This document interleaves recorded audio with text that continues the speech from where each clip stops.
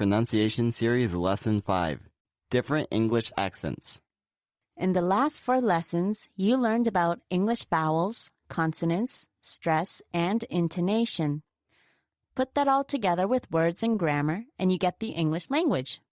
In this last lesson, we would like to concentrate on the bigger picture and talk about the different versions of English that exist within the United States.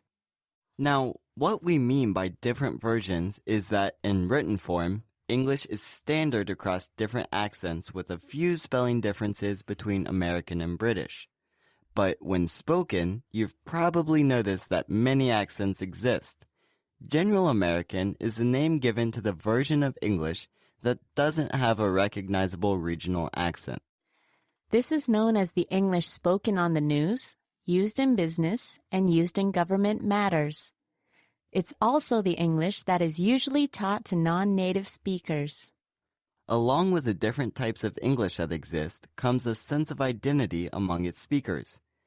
People will talk like the people they grew up with, and the way of speaking is different for different regions.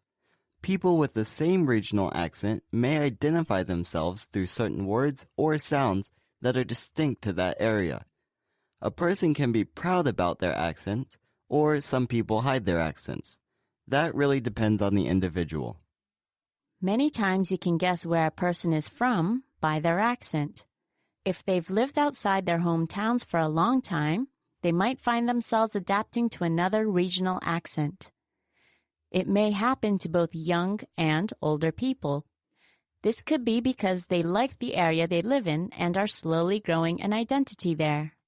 On the other hand, however, they might also find that they never adopt the accent because they have some resistance to it. Maybe they don't like the people there or set on keeping their way of speaking. Yes, good point. Another thing is that people tend to adjust their way of speaking according to the person they are speaking with and the situation as well. For example, the style of speaking and the words you choose when speaking to a friend may be different from when you speak to your boss or a person you've just met. With your friend, you'll speak in a more familiar way, perhaps with more slang. And with your boss, well, it'll probably be less familiar. I guess it can also depend on your relationship with your boss, of course. Generally, the more formal the situation is, the closer the speaker might bend his or her style toward General American. Now for the downside of accents. Along with different accents come stereotypes. Stereotyping may happen very easily when strong and repeated images of people speaking a certain type of English are associated with a particular character, especially from popular media. This happens without people sometimes realizing they're doing it.